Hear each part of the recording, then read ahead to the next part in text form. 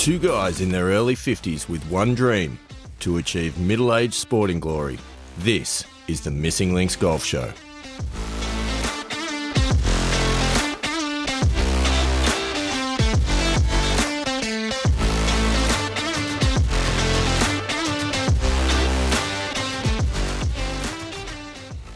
Andy Walker, we're back. It's the end of major tournament season, which is sad, but I am so excited to unpack all of the incredible action from Royal Birkdale. What say you? Yeah. Well, I mean, look, we still, according to Jack Nicklaus, we still do have the fifth major to go on in the year, which is the Australian Open. I mean, he always regarded the Australian Open as the fifth major. So I know that a lot of people, especially in the US, are saying that the Players' Championship is effectively the fifth major. But historically, you look at who's won the Australian Open, and there's a good case for it. And I know Rory's on the case for having national opens as part of a world tour, and it's now affiliated with the PGA Tour. So the Australian Open, man, it could have a resurgence. I wasn't going to go there tonight, but I'm kind of glad you did, because it was talked about. I don't know if you saw this, but Ryan Fox had a lot to say about he talked about the Australasian Tour, and being a great grounding for someone who wants to learn how to play the game and learn how to play the game for a living. He did. He absolutely did. And we're going to go, obviously, into some detail on Ryan Fox. What a fantastic ambassador for Southern Hemisphere golf. We're going to play 100%. Going to play the traditional Australian card here and claim the Kiwis as our own. But no, great effort. We'll talk a lot more about him. But fantastic ambassador. He spoke a lot about the Aussie Tour, as you mentioned.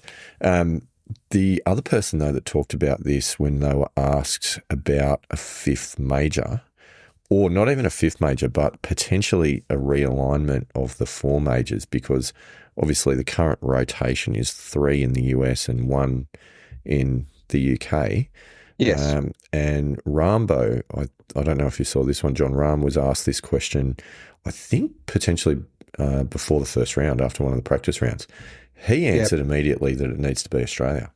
And he was talking about it from the perspective of the courses that he's played with the LIV events down in Adelaide, and the crowds that they've seen with the LIV events down in Adelaide. And like so many that have been involved in some of those big tournaments here in Australia, it's absolutely blown them away, the quality of the golf courses that they get to play, but also the massive support of the crowds that turn up. And they do talk about those as like major championship-sized crowds.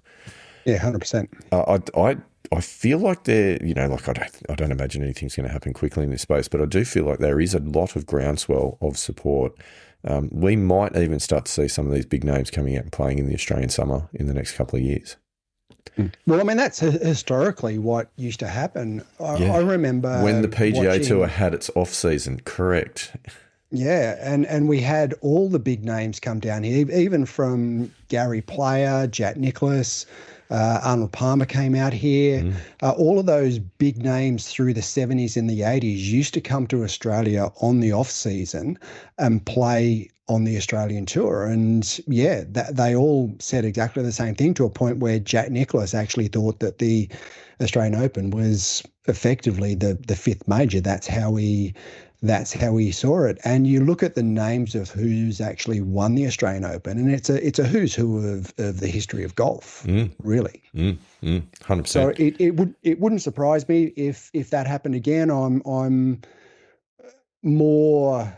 I've been pretty disappointed with what used to be the Australian Golf Union and now Golf Australia, and how they dealt with and really sort of lost track of the Australasian Tour. Certainly when Greg Norman used to frequent and support the Australian Tour, there used to be huge crowds that used to follow him around the course, and the names that came out. I mean, and we're talking major championship crowds. It was 10, 12, 15 deep watching that guy. He was just a magnet for golf. So yeah, I'd like to think Australia still has that potential, and I would like to see, and not just Australia, I would like to see, and we've talked about this before, more of a world game.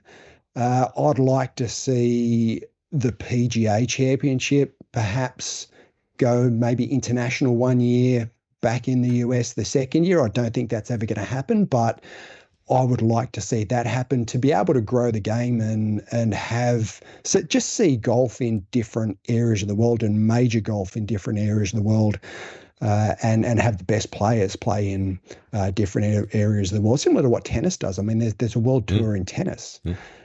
So I'd like to see golf follow that same format. Absolutely. I think the vast majority of the pilgrims would agree with you. I mean, not all of those comments, potentially the ones that might not, maybe the ones that reside in North America itself, where they do have the fortune of being able to get to these events more readily than we do. Yeah, look, but I'd also like to think that golfers, regardless on where you come from, would like to see the game grow globally. And yes, I understand that the PGA Tour is very US centric, and they protect their own patch, and they always have. And, you know, I've heard people argue that that's been to the detriment of expanding the game worldwide. And you hear, like, you know, Jordan Spieth and Justin Thomas and these guys, they say they've got no desire to travel outside the US. They don't see the point of it, apart from the Open Championship. Yeah, it's expensive, and it takes effort, and it takes time. You know, the world's a big place, but I think all those things are true. And in some respects, that's the vacuum into which LIV Golf was able to, you know, kind of weasel its way. I don't know if that's the right term that I should be using, but you know what I mean. There's an opportunity there which some people decided that they would try to exploit.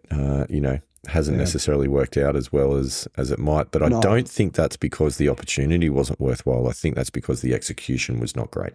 Correct.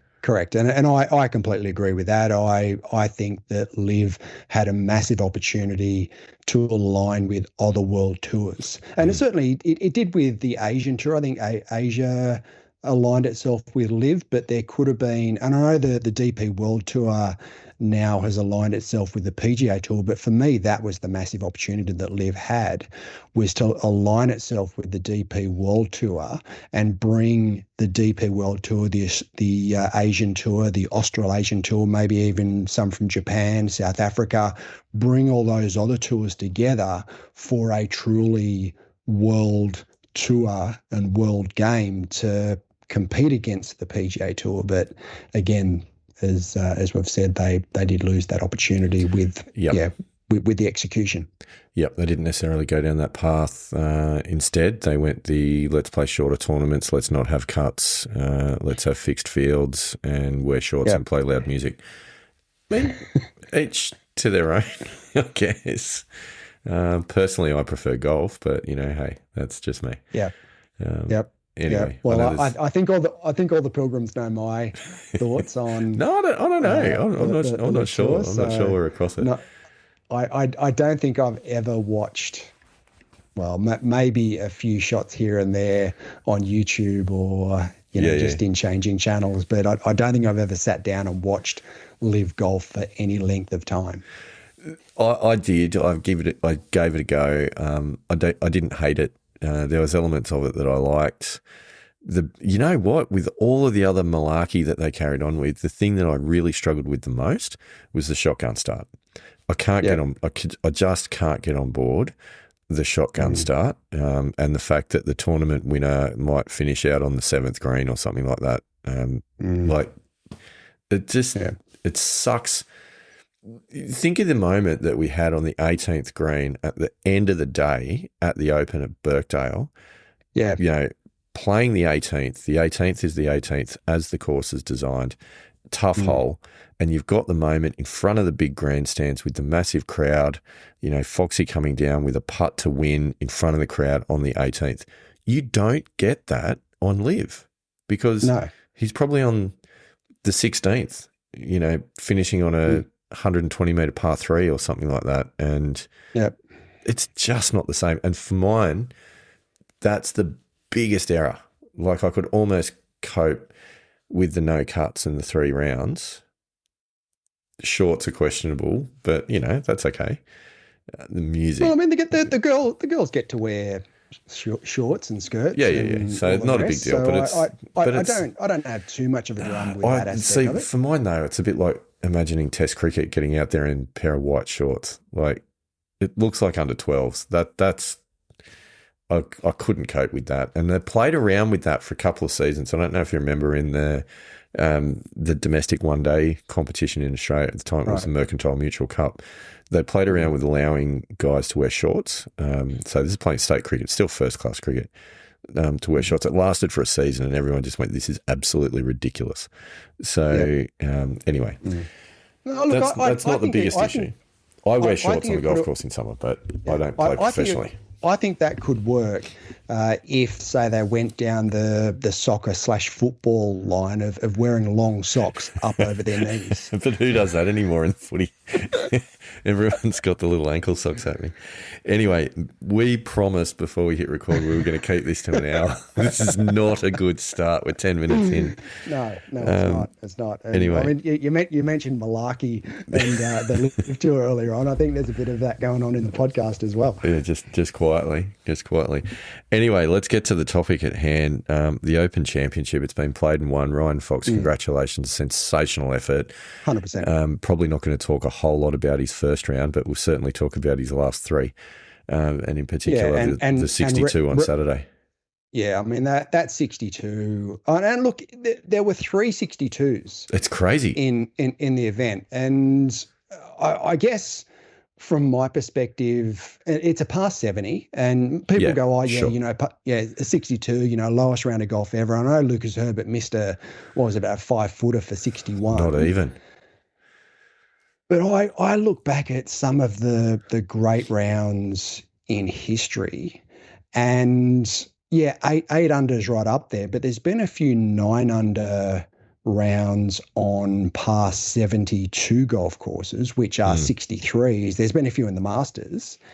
And for me, they're better rounds of golf than a 8 under par round. So for me, I don't look at like a 62 on a par 70 golf course and go, oh, wow, that's the most amazing sort of round that's ever been played in a major championship. There's always going to be an asterisk. However, it's worth pointing out 3 rounds of 62, 8 under par. All right? Yep. Foxy was one of them, but 3 of them in total.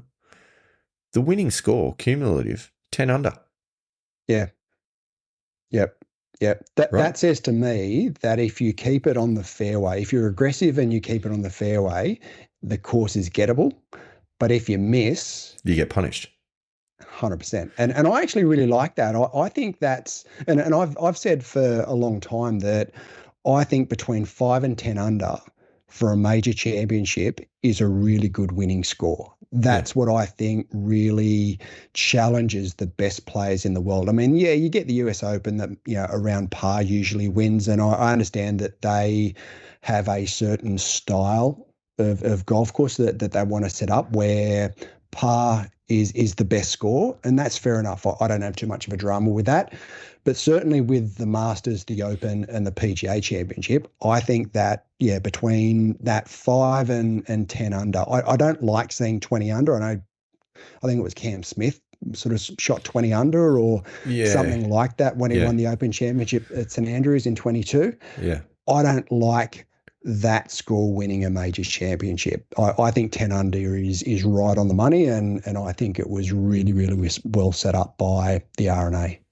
Look, I agree, and I actually think that the golf course itself is a pretty good place to start on unpacking the tournament. My views, it was not the most beautiful golf course going around because the UK is so baked out at the moment with the heat of the summer, which didn't look amazing on TV because a lot of the brown fairways and the scorched rough and whatnot. But the layout, that's a golf course I want to play. Like that looks mint. It looked a lot of fun. And like you say, if you keep it straight, you're going to play well. If you spray it, you got problems.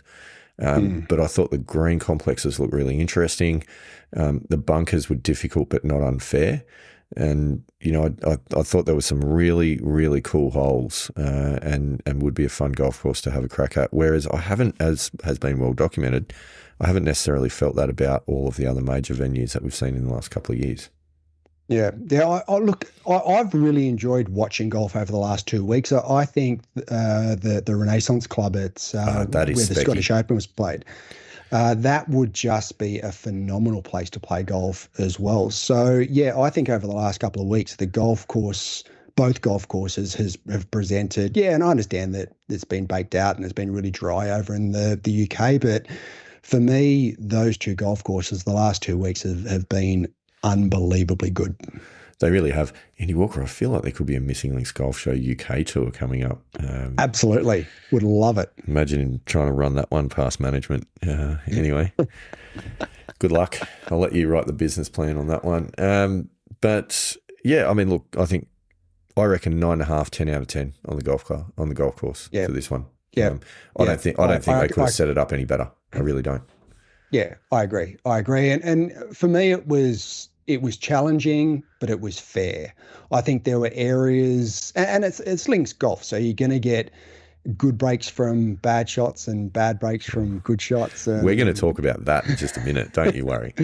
Yeah. Yeah. So I think you look at some of the bunker lies, especially Ryan Fox. A couple of the lies that he got in the bunker were really challenging during that last round. And you saw that throughout the week, which is just part of links golf. If you're going to go into a hazard, then you've got to expect you're going to get bad lies and bad breaks sometimes. If you don't want that, then keep it out of the hazard, which is difficult, I guess, on a links style of golf course. But you've just got to accept that as part of links golf, and you're going to get that throughout a week and 72 holes of championship golf.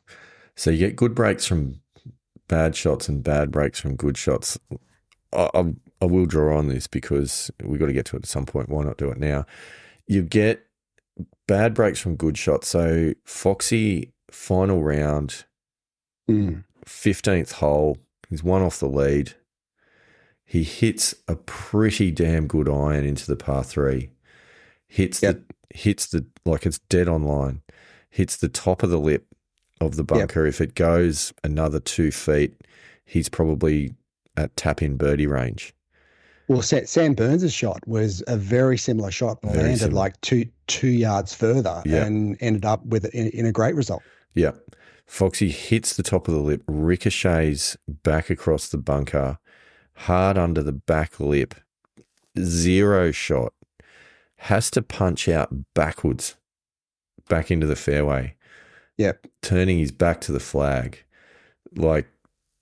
And does an amazing job. Punches out, does it well, does it deliberately into a good spot, hits a great pitch, makes the putt, makes bogey. But at that point, when you're chasing down the clubhouse leader, you're a shot behind, you're, 3 holes to play in a major, first time you've genuinely contended.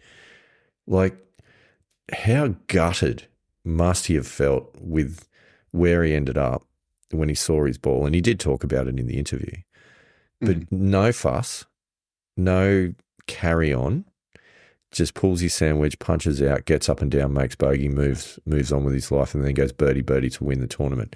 But I want to ask you this, in all seriousness, if that was Rory McIlroy, how would he have gone in that situation? Because and probably if we go back, Rory McIlroy before winning the Masters, when he was having his struggles getting over the line in major championships, would he, and this is very much a hypothetical, have had that mental fortitude to be able to just punch out sideways, get up and down, move on, make birdie and win the tournament? I just think, and I use him as an example because we talked about his mental fragilities, but I just think so many other golfers would have struggled to not just take that in their stride, but it would have nailed them for the finish and they would not have got the job done. Yeah, I'm not convinced that would have been the case with Rory. I mean, you look at last year when he won the Masters and what he did on 13.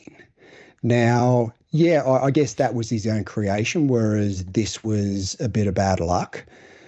But I'm not convinced that Rory would have reacted that poorly that he just would have been head off and, would have ended his tournament. There are a couple of players, I think. We will get to that. I know where you're going. That I think it would have.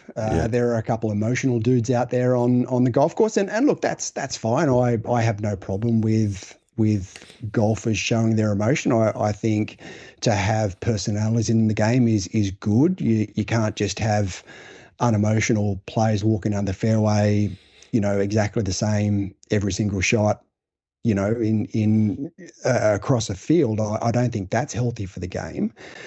But yeah, I think Rory would have handled it all right. But I think that there's a lot of golfers that would not have handled it and would not have handled it very well at all. And just the composure that Ryan Fox showed to be able to sort of collect himself, have a very logical, objective thought process. And that bogey must have felt like a birdie walking off after the tee shot. I think that it was just one of the best bogeys in that situation, one of the best bogeys that I've ever seen.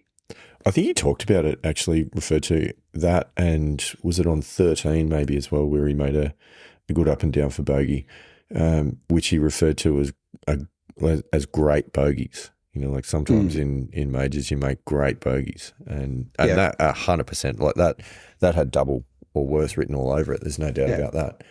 Now, that's what we talk about a lot in our own games, is eliminating those big errors and eliminating the doubles. And if you can do that in a major championship where it happens, like very, very easily, just the wrong bounce or the wrong kick, or you hit it slightly offline, and in a major championship, double bogeys come up very easily. Yeah, absolutely. So we talked about getting bag breaks off good shots. Let's talk about getting good breaks off bad shots. I think you know where I'm going here. Scheffler on the final day sprays one, absolutely sprays one. We're not sure where. He's hit it somewhere. Ball allegedly was not found. And a rule which came into effect in 2008, which states that if you are certain or almost certain that the ball has gone into the temporary immovable obstruction area, that you do get free relief from point of anticipated entry. And he obviously got that situation and ended up making birdie. Thoughts, Andy Walker? Lose a ball and make a birdie? How do you feel?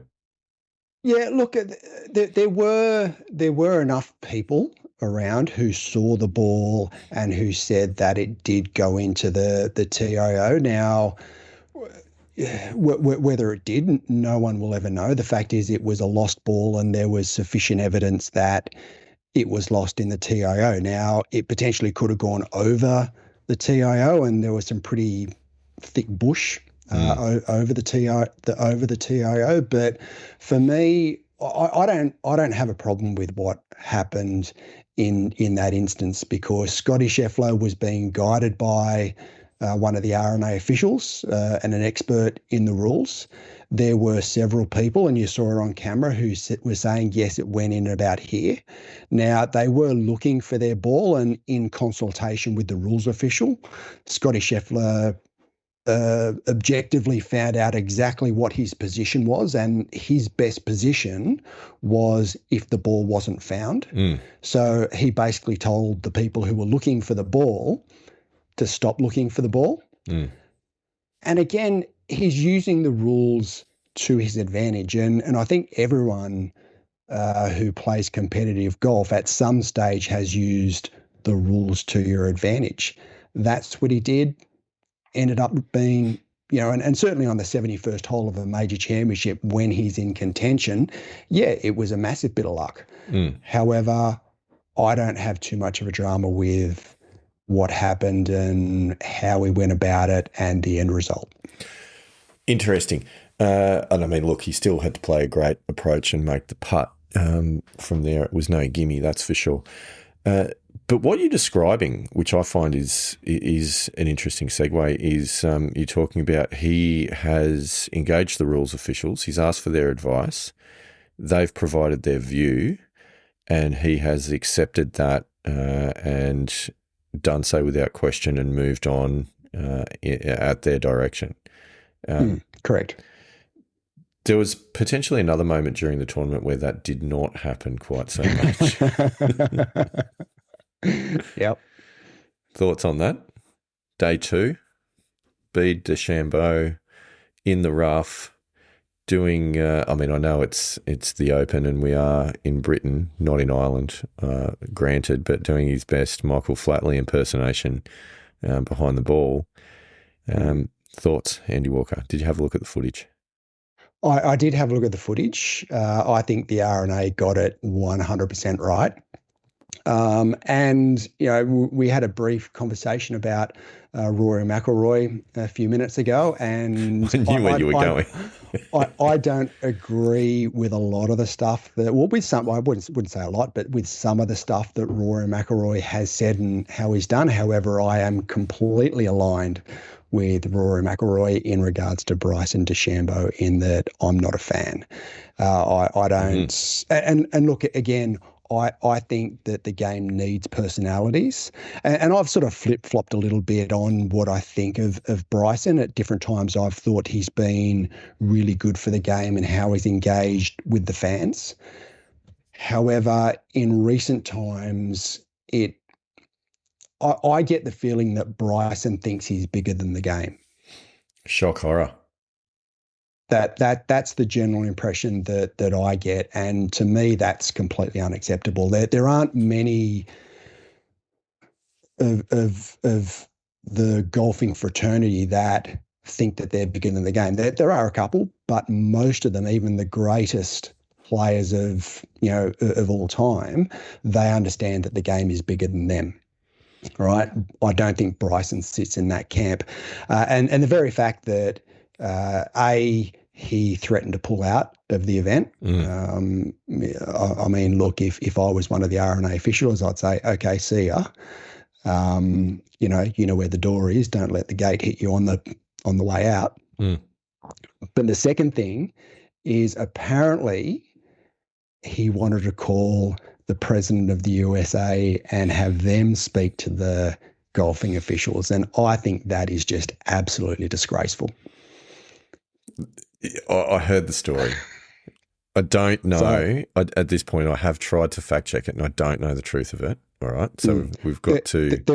There is footage of an R&A official being asked by the media, has he received a phone call from Donald Trump? Yeah, and he said no, he hasn't. And he said no, he hasn't. Yeah, he said no, he hasn't. Look, yes, all the circumstantial evidence points to that it's fact, but we actually don't know 100% for sure. But we don't, because DJT was probably at that point busy tap dancing on the stage at the FIFA World Cup and getting in the way of the Spanish football team. So that could have been awkward if you took a phone call at that point.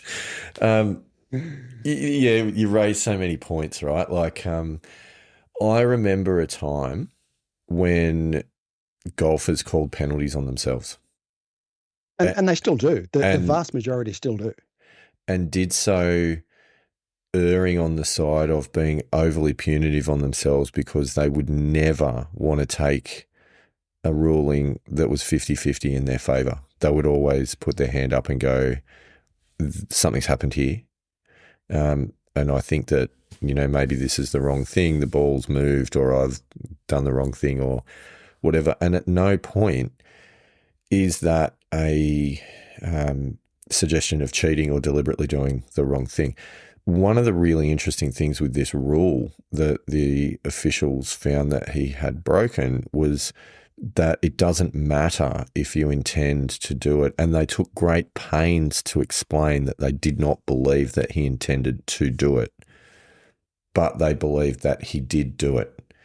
Now, I personally, having seen the footage, think it looked pretty much like he meant to do it, but I think they're. I was going to ask that question, but and I'm in complete agreement with you. I think he did mean to do it. I think it was intentional. Yeah, but they were giving him the honourable exit to say, we're not saying that you've cheated, and we're not saying that you've deliberately done the wrong thing. We're just saying that you did step in areas that improved the path of your club in the backswing and the downswing, and therefore that is a breach of the rules and it's a 2-shot penalty. But we're not saying that you did it on purpose, because if we're saying that you did it on purpose, potentially the penalty becomes worse and it's disqualification or something along those lines. So there's all of that, right? They gave him the honourable exit. He didn't take it. Then the carry-on and the histrionics and the holding the tournament to ransom until, after 10 o'clock that night before they were able to send out tee times for everyone playing the next day. Yeah. At what point is there a violation of the standards of sportsmanship and a disqualification of a tournament for all of that kind of carry-on? And let me be clear, if you're also saying, I'm going to get my dad to ring you to complain about the outcome, then are we playing in the under 12s for what's going on, honestly? Yeah, and I agree with all of those points. If I was in the R&A shoes, and they're a lot more honourable than what I am, and So obviously have a lot more patience and tolerance than what I do. But I have a very low tolerance for bad behaviour. Yeah. Right. And we roasted Rory after the US Open. Because that was poor behaviour. Yeah. And I see the same here, and I just think that his behaviour was really, really poor. And I would have, if I was one of the R&A officials and it was my decision, I would have said, well, you've got until whatever time it is tonight when we do the draw. If you haven't let us know, then we will assume that you're no longer in the event. Or we just put you in, and if you don't show up tomorrow, then you're out, and who cares? Yeah. I also want to play this out a little bit as well, a little bit of a role play. Let's assume you are the rules official of the R&A, and your phone rings, and you pick it up. G'day, it's Andy Walker here from the Royal and Ancient. How can I help you? And you hear a bit of, hey, Andy Walker, it's Donald Trump here. I'm just calling you to talk about my friend Bryson DeChambeau. I'd like you to remove the 2-shot penalty. Thank you for your attention to this matter. Slipped into a bit of South Park there as well, I've got to be honest. But Yeah. How do you respond? How would I respond, or how would I, as a R&A official, would I respond? Yeah. Look, I hope that the R&A official, whoever answered that call, would obviously he would need to show respect and constraint in what he said, but he would have hopefully he would have said something along the lines of, thank you for your feedback. However, we have made the decision based on the rules of golf and in consultation with multiple rules officials, and this is the decision that we've come to, and that's the decision that's going to stand. I would sincerely hope that they might offer the response along the lines of, thanks for your call, Mr. President. Just like to check, are you actually familiar with the rules of golf?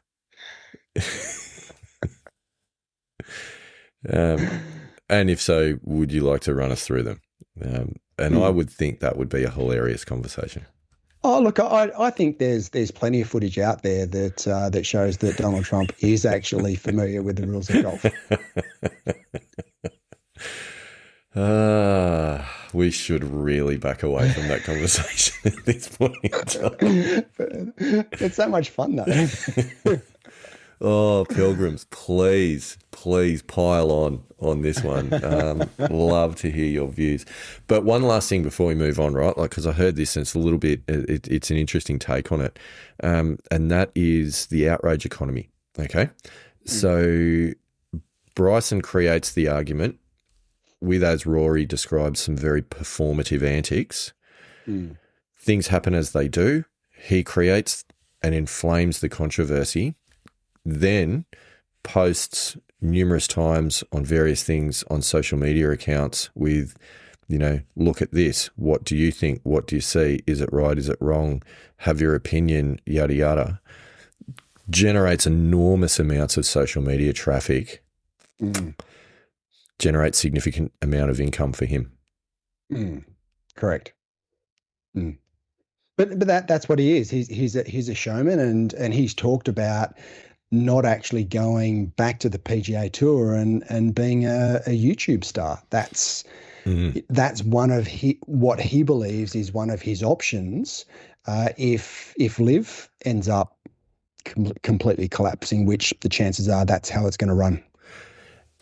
I think it's becoming his only option the further he goes with this sort of stuff, because the self-ostracization, if that's even a word, or the self-inflicted ostracizing that will take place as a result of behaviour like this, it's only going to go one way. It's amazing. It's really amazing, but there is just zero class and zero sportsmanship shown in that whole exchange. And if the rumours are true of, I want to get the president involved to put pressure on you to overturn the decision in the same way that he may or may not have done with the red card in the FIFA World Cup. Honestly. Yeah. And no, all jokes aside, if I were the rules officials that took that phone call, I'd be saying, thanks very much for the phone call. It's now a 4-shot penalty. Yeah. Although, again, is that in the rules of the game? Sportsmanship. I'm sure you could find it somewhere. Yeah. I don't know. I'm not overly familiar with any sportsmanship after the round is completed, because the other thing is that, and this was part of what the R&A did, is that they gave Bryson latitude to have the conversation, because scores are meant to be final before you walk out of the scorer's hut. But the R&A actually gave Bryson the latitude to be able to go back and, for lack of a better term, plead his case and have the conversation. Yeah. So it was already an unusual situation, but I think it played out very uniquely, we'll say. Yeah.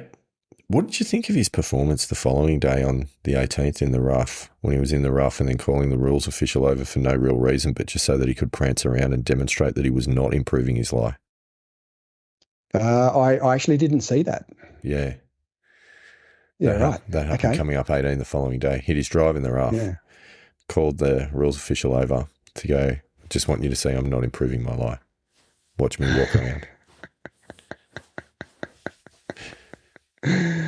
Yeah.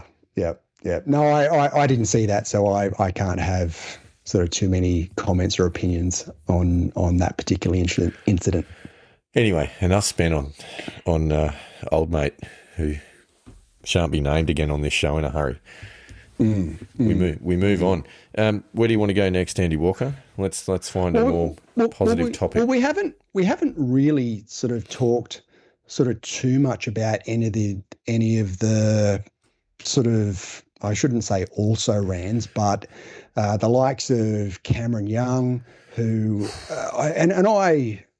both Sam Burns and Cameron Young, I really like those guys as golfers. I like the way they play. I think that they're both really good for the game, and they've come super close on a number of occasions. And I said after the US Open, I thought that the performance in the US Open would do Sam Burns a lot of good. And I think it has. This performance, look, I don't think he prepared that well for the Open. I mean, it was very well documented that he wasn't actually going to come across and play in the Open. It was only sort of a last-minute decision. Look, when he birdied 2 in the last round, I actually thought, oh, here we go. He's going to go on and win probably by a couple at this stage, because I thought he was playing exceptionally well. But then he threw 3 bogeys in there on 4, 5, and 6, and then parred the last 12 holes. So nothing really happened for him in the last round. I think that, I mean, look, he played exceptionally well. What round was it? Around 2, he had his 62. Yeah, shortly which after was just Lucas Herbert. Yeah, was just a phenomenal round of golf. However, and then followed up with 65 in round 3. But yeah, he just didn't go on with it in round 4, and I thought that was a little bit disappointing. So again, I hope Sam Burns does actually get it done at some point.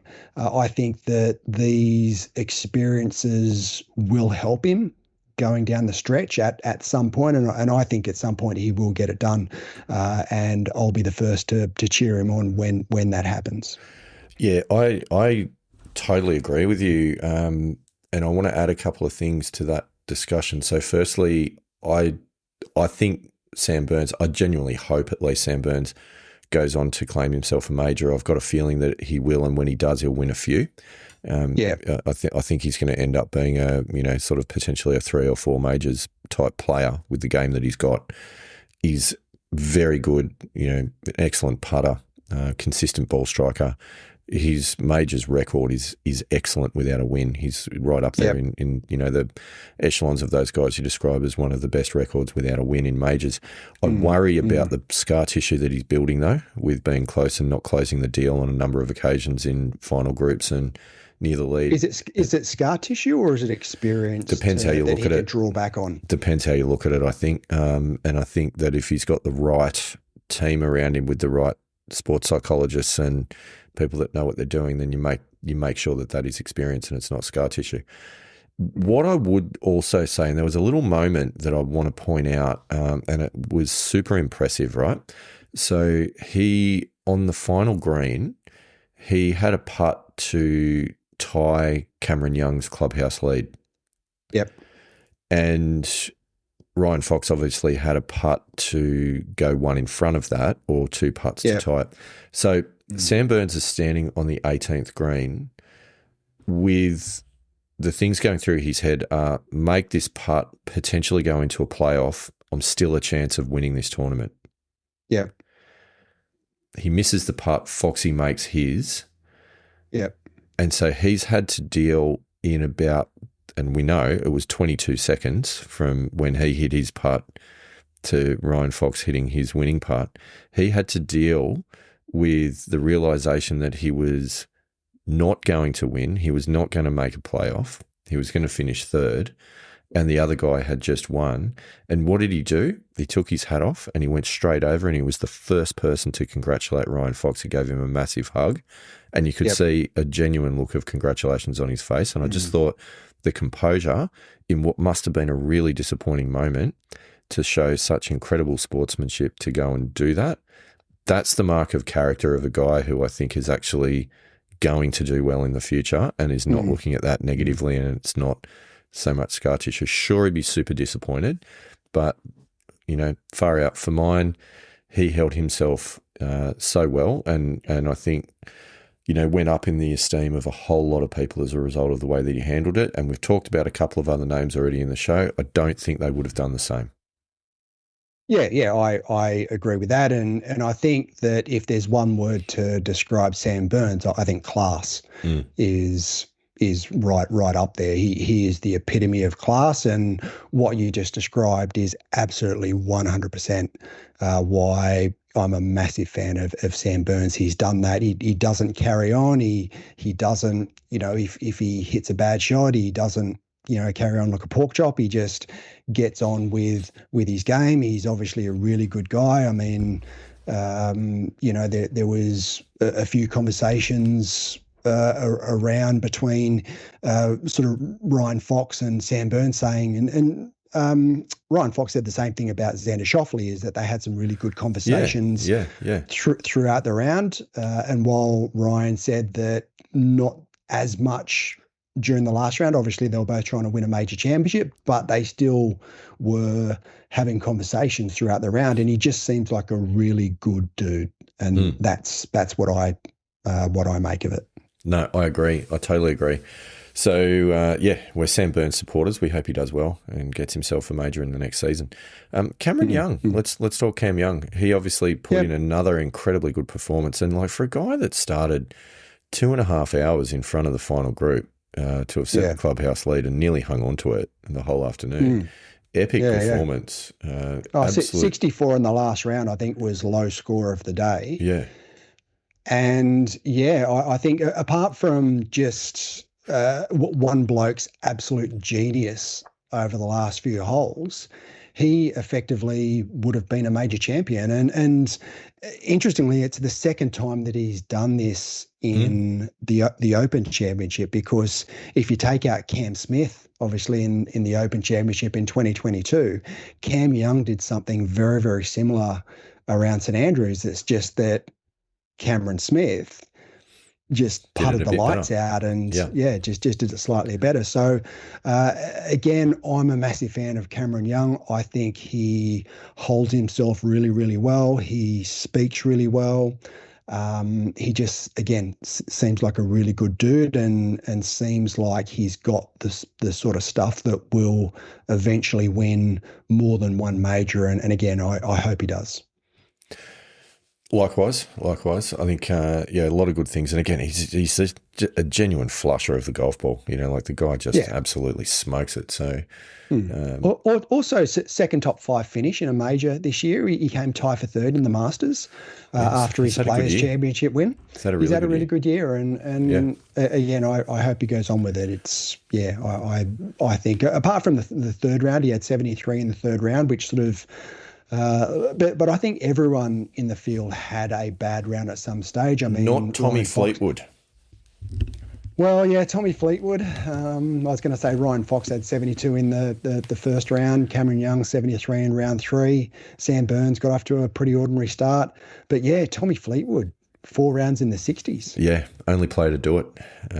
Hometown boy, again, would have been an incredibly popular winner and I think definitely the sort of guy that a lot of people want to see get out there and win major tournaments, because he's just a very likable guy, with a rock solid game.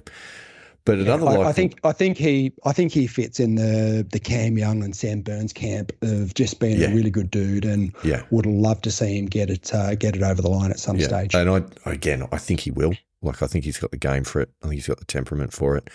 He struggled for a while to get a win on the PGA Tour and then did it with the FedEx Cup. So, go figure.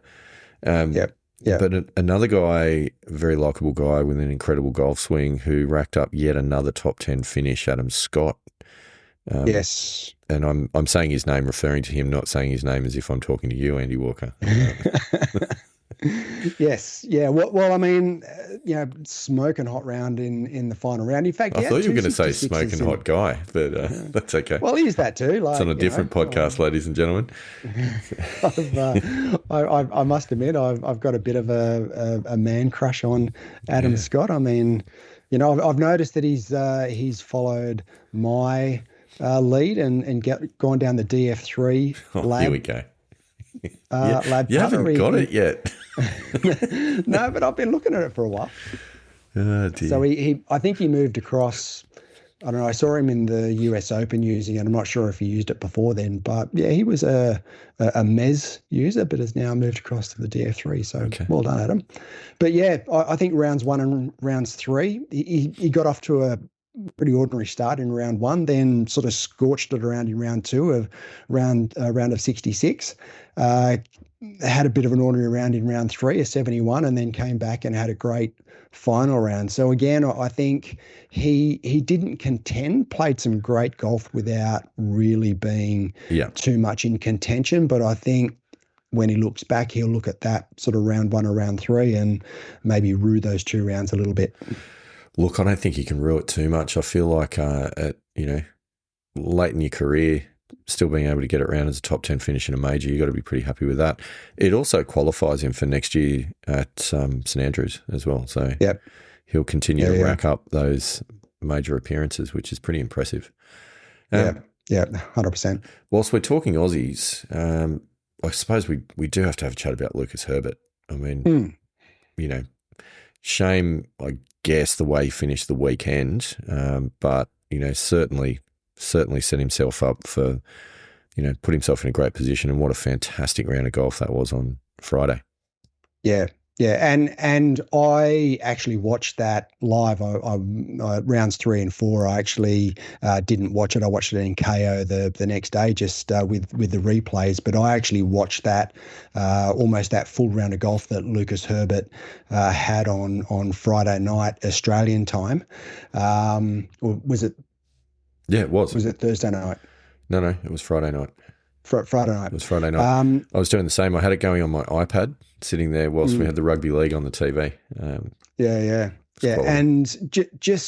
And that's the sort of golf that Lucas Herbert can play. I do remember before he went to LIV, there were a few events where he just absolutely scorched it around the golf course, and had a couple of wins on the DP World Tour. I think he, not long after going to LIV, also won the New South Wales Open in a showdown with Cam Smith. Yep. But yeah, the guy can play. But I think that in rounds 3 and 4, I think he just looked really nervous and looked very uncomfortable, like he just, not that he didn't know what to do, but just was a bit unsure of himself. And for me, that sort of comes back to the fact that he just hasn't been playing tournament golf and deep into round 4 of that championship style of golf. I mean, he hasn't played since, well, I'm sure he's played, but he hasn't played an event since the last LIV event at the start of June. So for me, he didn't have the best lead up into the Open Championship, and I think that showed when it came down to being under the gun and being under pressure in a major championship. I think that really showed, and I'd like to see him. I think he's got pathways to be able to move forward, whether that be with the DP World Tour, or I'm not sure about the PGA World Tour, but I certainly think that he could come back and play on the DP World Tour, and I think that would do his golf game the world of good. And certainly he's got the ability to win major championships, and I hope he does. Absolute gun golfer. I've got a lot of time for what he does on the golf course, but yeah, I think that going to LIV has hurt his prospects over the last few years for all of the reasons that we've talked about previously. I mean, look, it's all well and good if you want to go drink beers and mow your lawn, but if you want to be competitive in major tournaments, maybe not the way forward. I don't think that you could look at any of the cohort that went across to LIV and say that it has been better for their golf. I mean, the only one that you could argue potentially is Bryson, who's, sort of come out and competed still quite well. But has it made him better? I don't know that's made him any better. I mean, he was a major champion before he went. So he's at least held it together a little bit more, I guess, than some of the others. But Rambo's definitely gone backwards. Cam Smith has definitely gone backwards. I've got some concerns about Cam Smith and what he's going to have on the table come next year, and it's probably at this stage looking like it's unlikely that LIV's going to have an event schedule next year. From what I've read, it's looking quite dicey. So he's not affiliated with the DP World Tour, doesn't have a start on it, doesn't have a start on the PGA Tour. So I don't actually know, outside the Australasian Tour and then playing in the Open Championship, I don't know where he's going to play. I mean, yeah, he might be able to play in Asia and get some starts on some of the lower tours, but yeah, when it comes to playing against the best golfers in the world, I don't know where he fits in. Look, I'm not writing off LIV's possibility of having some kind of an event schedule for next year. Scott O'Neill, the CEO, he's a savvy businessman. He's former CEO, global CEO of Merlin Entertainments Group. You don't get in a position like that without knowing what you're doing in terms of managing businesses and also, and obviously visitor entertainment businesses. So I wouldn't put it past him to be able to cobble something together, but I don't think it'll be on the scale that what we've been seeing this year. And whether is that where you want to be to play your best golf, on a tour where you cobble something together? No, it's not. But the point is, if they can do that, then they still hold the contracts of those players that they've got. Yeah, yeah, and that's my concern. To be honest with you, is that I can't see Cameron Smith getting better. And maybe he doesn't want to. Maybe that's the other question. He just wants to. That's the other question. Yeah, he might just want to spend half the time, drinking beer and mowing his lawn. That's fine. Like, if that's what he wants, I have no problem with that at all. But from what I can see, when he does play in these major championships, he still wants to be competitive. He still seems to have that competitive drive, and he looks disappointed when he doesn't perform. So. I don't see how you can get to the levels that he got, like being top of the tree as an open champion, and, being right up, as close as possible to the top of the world rankings, even at the time. I don't see how you can get there without being an intensely competitive person. And if that's the case, that doesn't go away. Like you could probably tell yourself that it does for a while. And I think we've both experienced this earlier in life, like where you kind of go, those days are gone now. But the fire still burns. It still ticks away behind the scenes. And if you don't recognize it, like it's going to come to the fore somewhere at some point. And I hope he doesn't just let it go too far and then go, oh, hang on a minute, actually, I wish I didn't do that. That would be sad.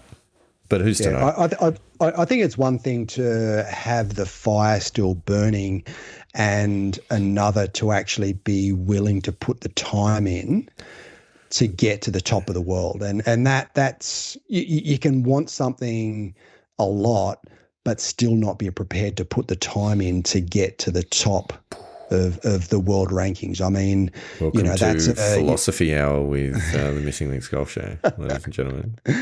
It's a huge amount of work that you've got to put in to get to that level. And once you've been there, you know what to do and the work you need to put in to get there. But is he in a position where he's willing to make those sacrifices? I don't know. The only way, honestly, to find out is we get him on the show and we ask him these questions.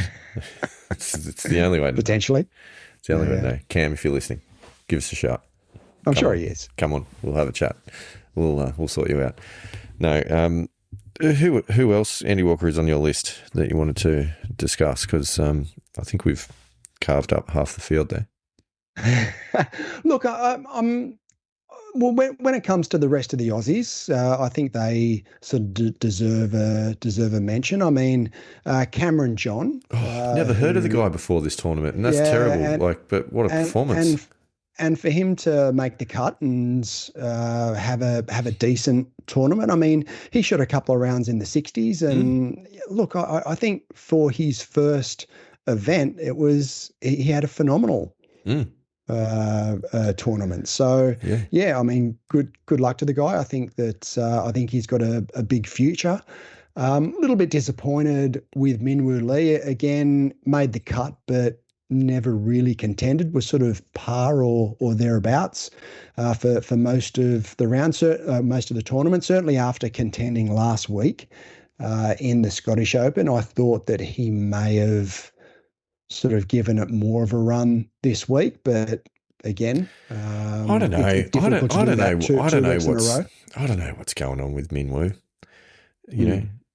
So much talent, so much speed, such incredible hands around the green. Like all the ingredients, right? All the ingredients. Yep. Cannot put it together. Yeah, and that might just be a time maturity thing. I don't know. I don't know. This has been going on for quite some time now. Yeah, but I mean, you listen to what Ryan Fox said about his golf game, and he's been good for a very long time, but he is a self-confessed late bloomer, and he feels as though he's just coming into his best golf now. And what is he, 39? So I think Minwoo has a lot of time ahead of him. In saying that, it does go very quickly, as we both know, but I still have I still have confidence that he's going to be able to get it done and win a major at some stage. Will he win as many as his sister? Probably not. No, I think it's highly unlikely. I think that Minjee will certainly always have that over him, but yeah, I'd like to think that Minwoo still has, a one or two majors in him. Look, I've always been a big Minwoo fan, as you know.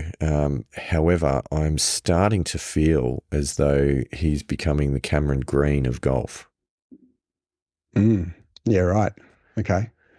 Yeah, lots of potential, but just can't get the runs on the board. Yeah, and at what point? Literally. At what point does potential, like, just if it's unrealised, just be a lie? Well, I think the difference between Cameron Green and Minwoo Lee is that Minwoo Lee doesn't have to rely on selectors to pick him. Yes, that is true. That is true. I'll give you that. So, yeah. So then, a couple of Aussies obviously missed the cut. I mean, if I go down the list, Cameron Smith obviously missed the cut. Trav Smythe missed the cut. Jason Day missed the cut. I mean, Jason Day had, he had quite a poor first round, 73-71, missed by a couple. Still got back issues. J-Day? Still got back issues, I think. I mean, he pulled out at the US Open. Yeah, he pulled out not long ago, a couple of times, So that just seems to be the story of his golf at the moment. And it's been going a while. So, I mean, he's still in his mid-30s. So, he's still got time to get himself right and win another major. I think that, will his body hold up? And will he be fit enough for an extended period of time to get his game to a point where he's going to contend and win another major? And I don't know. Or is it his wardrobe choices? I mean, let's be honest. Wow. I mean, I don't know what practice round it was when he was wearing his pajamas. I mean, it was just awful. But anyway. Come on, J-Day. Sort yourself out.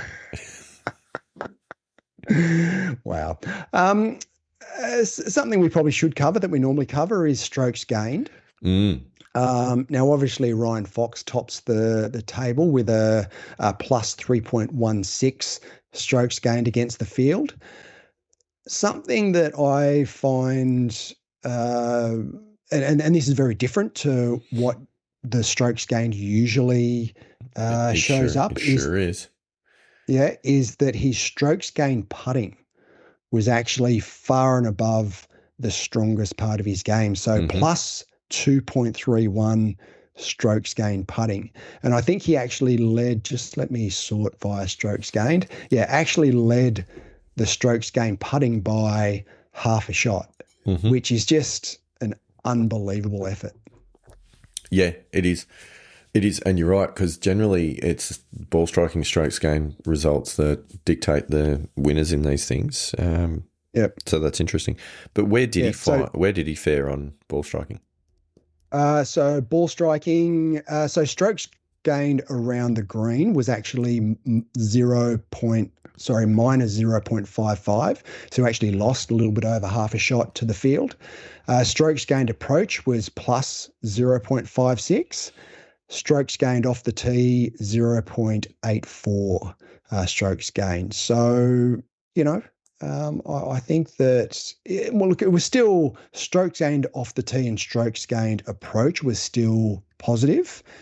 However, certainly putting was where, he won the week. Interesting.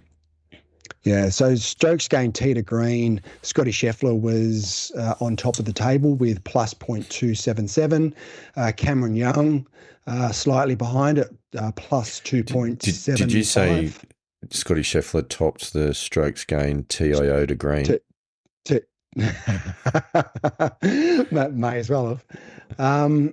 Rasmus Niergaard Peterson actually came in third, so that's a name that you wouldn't normally he's at the top of the list. He's been popping up in the last 12 months. Yeah. Well, I mean, obviously he won the Australian Open, so beat Cam Smith down the stretch in the Australian Open. He's got game. Yes. Sam Burns came in there fourth. Alex Noren, Ludwig Oberg, Chris Gotterup, Ryan Gerard, and Alex Fitzpatrick were sort of around the top 10. Interesting. So look, I think that again, when you look at these strokes gained performances, you know, I look down to a tie for 14th, and everyone down to a tie for 14th had a strokes gained of 0.9 or better. There was 1, 2, 3, 4, 5 in the 0.9, and the rest were more than a stroke. Strokes gained tee to green. In strokes gained putting, there was actually 4 players in the top 14, or tie for 14th down to 17th, that had a negative strokes gained. So again, even though sort of the outlier was Ryan Fox, I think that it's a similar story in that ball striking won the week when it came to sort of top 10, top 20 in the week. Yep. No, that makes sense. Very good. Good analysis. One final thing that I do want to mention, and we haven't talked about, it is on my list, and I think it's important. I want to talk about Ryan Fox playing the 18th. All right? Yes. So he knows at this point he's in a tie with the clubhouse leader, and he's got, you know, the guy behind him that needs to make birdie to tie. He knows he's not going to make eagle. You know, all things being equal, that would be an extraordinary achievement on that 18th hole. So he knows he makes par, he's in a playoff, he makes birdie, he wins the tournament outright. Yep. He stands on the tee box with a decision to make. You know, do I lay up short of the bunkers? Do I rip driver and have a crack? He turns to his caddy, and this is what I'm told the quote was. He said, "Let's go win it. If it doesn't work out, I can live with the consequences." Yep. That, my friend, is playing freely, and he's given himself permission, and he's accepted the outcome, and he's gone out to win it, not to defend his position in the playoff. Yep. And just an incredible mindset. Amazing. To have when he's never been in that position before. It's unfamiliar territory to be able to, and I know that he's got family pedigree in different sports. I mean, his dad is an All Blacks legend, and his grandfather played cricket for New Zealand, so he would have grown up being around that sort of mindset. But even still, it's one thing to be around it, and another thing to, on the 18th tee, put that into practice and have that mindset, and, as you said, give yourself permission to be able to play freely heading down the last. And what was an incredibly difficult hole, an incredibly difficult driving hole, to be able to rip a drive down the fairway that was just in picture perfect position, and then smoke a 9-iron from, like, what was it, 165 yards or something? It was 176 yards, 160 metres, 9-iron. Yeah. And he said, because he talked about, and I think it was the Canadian Open that he won the Canadian Open and in the playoff, and he talked about that shot, that second shot that he played was the best shot that he's ever played. However, that second shot that he hit, the 9-iron into the 18th at Birkdale, actually surpasses that. And it's just, I mean, mate, it's clutch. The quality, it's clutch. The it's quality awesome. of the golf, it's awesome. Is unbelievable. And just to be able to hit those two golf shots in that moment, in unfamiliar territory, is just, hats off to the guy. It's phenomenal. Unbelievable. It's absolutely phenomenal. It was such a great finish. It was such a great tournament. And I got to say, it was such a great finish to a season of epic majors. I've really enjoyed it this year. You know, there's been a lot of great golf. First time since, I think, 2010 that all 4 majors have been won by people from different countries. Oh, right. Okay. There you go. I didn't know that, but that's a good little bit of detail. So you had Rory from Northern Ireland, Aaron Rye from England, Wyndham from the US, and of course Foxy from New Zealand. So so good. Strength of the global game. I think it's fantastic. But good review, Andy Walker. There's a lot in that. I'll enjoy listening to that on my next drive, I think. Recapping our opinions. Probably spent a little bit too long talking about one individual, but we'll get over it. It's all fun and games. Yep, and good discussion once again about the travails of what's going on over on the LIV Tour, as well as obviously the great stuff that's going on some of the other areas, and obviously our desires to see a major played down here in Australia at some point, which may that happen in our lifetimes. With all that being said, Andy Walker, any other thoughts that you've got this evening before we wrap up? Oh, look, I think there's just one thing left to do. Hit it. Rock out, Pilgrims.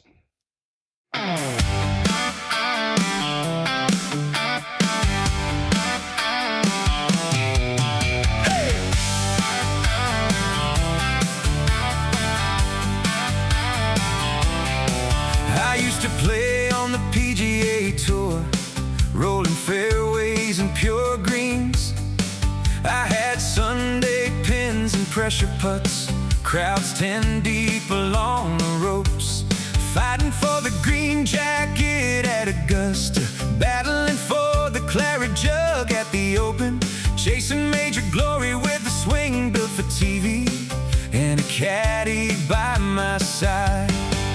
I moved across to LIV 'cause I like the action. Big venues, big crowds was a big attraction. But it's all gone to dust, and the tour is now no more. So I just drink beer and mow my lawn.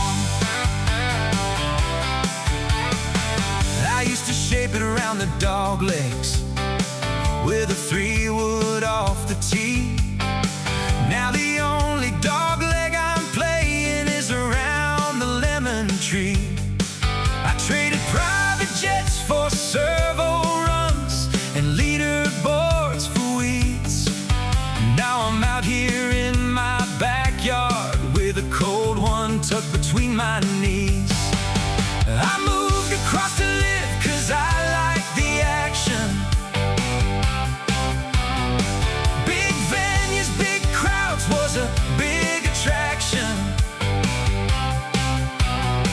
But it's all gone to dust, and the tour is now no more.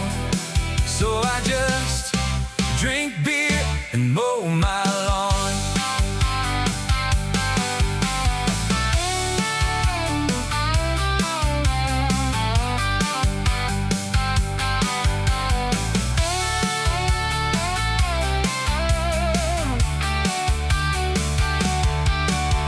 I still walk the yard like Hayman Corner, but there's no one cheering on the garden path. I need one more chance. This can't be the end of the story. There has to be a way to find middle-aged sport and glory. I moved across to LIV 'cause I like the action. Big venues, big crowds was a big attraction. But it's all gone to dust, and the tour is now no more. So I just